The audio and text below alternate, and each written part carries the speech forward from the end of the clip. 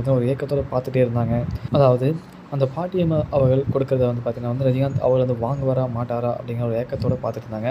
அதாவது தன்னிடம் பேசுவாரா அப்படிங்கிறதையும் பார்த்துட்டு இருந்தாங்க. அந்த ஒரு ஏக்கம் வந்து நல்லாவே தெரிஞ்சதுங்க ஃபேஸில். ரஜினி சார் கிட்ட வரும்போதும் அதை வந்து கொடுக்கவும் ரஜினி சார் வந்து கண்டுக்காத மாதிரி போயிருக்கலாம். பட் இருந்தாலும் பார்த்தீங்கன்னா வந்து ஆல்ரெடி இருந்தவர்கிட்ட பேசி முடிச்சுட்டு அகைன் பார்த்தீங்கன்னா வந்து அந்த பாட்டியம்மா அவர்கிட்ட வந்து பேசி அவருக்கு கொடுக்குற அந்த பொருளை வந்து வாங்கியிருக்காரு சூப்பர் ஸ்டார் ரஜினிகாந்த் அவர்கள். ரெஸ்பெக்ட் மூமெண்ட்ஸ்னு சொல்லி வேணும், எல்லாரையும் மதிக்கத்தக்க ஒரு மூமெண்ட்ஸ்னே சொல்லி வேணும்.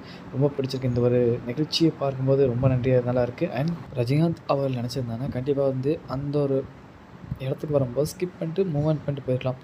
வந்து இந்த பாட்டியம்மா கொடுக்குற பொருளை வந்து வாங்கணும்னு அவசியமே இல்லை. ஓகேங்களா? அது பார்த்தீங்கன்னா வந்து அங்கே வந்து பார்த்தீங்கன்னா வந்து ஆல்ரெடி ஒருத்தர் ஒன்று பேசிகிட்டு இருக்காரு. அதை முடிச்சுட்டு அடுத்து வரும்போது அந்த பாட்டியம்மா இருக்கிற லைனில் இருக்காங்க.